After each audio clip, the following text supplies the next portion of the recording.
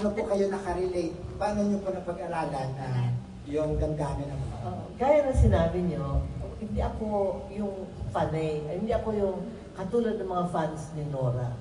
Not even ni Vilma. Yung Nora niyan talagang hardcore.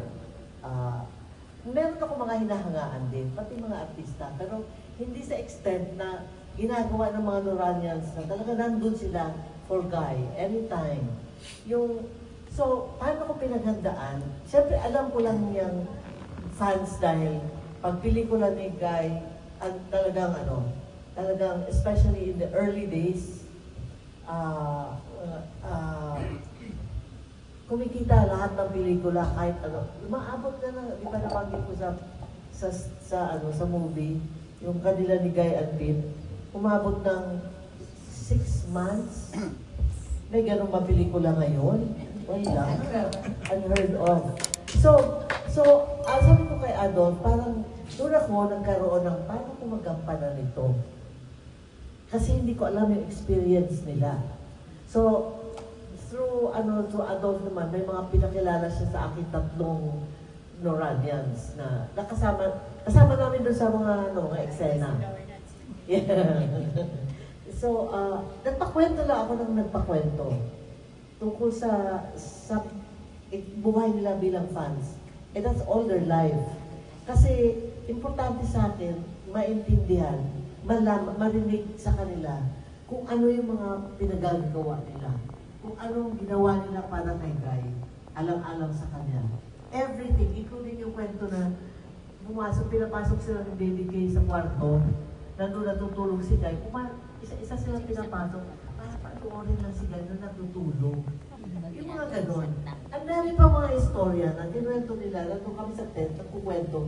Doon ko na umpisang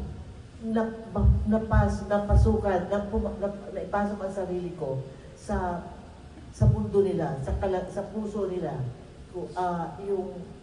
Dahil sa kung anong ginawa nila, what must have, kung sa ako yon at ginawa ko yon, doon ko lang maumpisang maintindihan dahil doon ko lang nalaman na kung anong extent ng mga ginawa nila. Yung mga iba, nagkaligaw-ligaw, nandun sila, nawala yung gaya ng istorya ni Milagros, nawala yung kanyang anak na si Banet, doon sa Sampaguitan, nagpunta sila, things like that. Tapos sabi niya, may mga, nung nasa, saan ba yung bahay ni Keno? Kasi daming bahay nun. Oo. Hindi sa La Vista, may isa pa. Hindi, iba. Hindi. Yung doon sa may, malapit sa bahay ni Bobot ngayon, yung banda nun. Monte Vista. Nag-aalugan sila. Andun na sila sa labas, naghihintay. Kahit anong oras, hindi sila uuwi. Sabi ko, paano yan? Inabutan kayo ng gabi, doon sila hihiga sa kalye, kung kinakailangan. Ganon. Pero oo, ganon. Di ba? Parang kanina mo gagawin yun.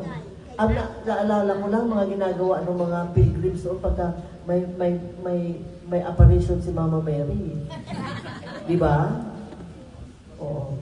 Pero si Guy, nalaman ko sa kanila, talagang pinapapasok ko. Pag alam niya nga sa labas, pinapapasok niya yung mga fans.